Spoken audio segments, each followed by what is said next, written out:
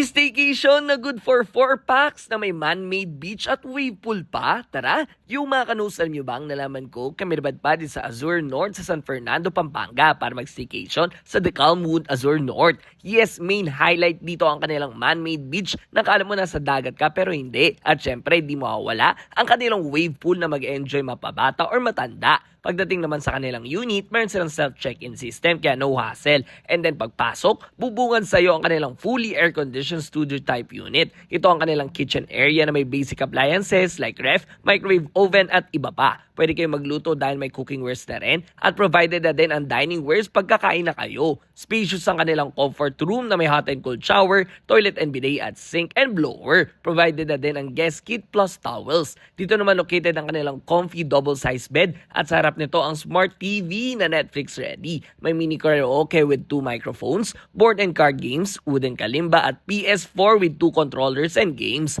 Meron din silang cozy sofa lounge, mini table, clothes drying rack, and full body mirror. Maganda din ang location ng kanilang unit dahil sa kanilang spacious balcony na may pool view at table set na pwede pagtambayan. They have free wifi kaya pwede rin kayo mag-work dito. Merong 7-Eleven sa baba and nearby restaurants, malls, and cafes. This is the rates for your reference ha. O na painintay nyo, tara na din sa Calmwood Azure North sa Pampanga. Let's go!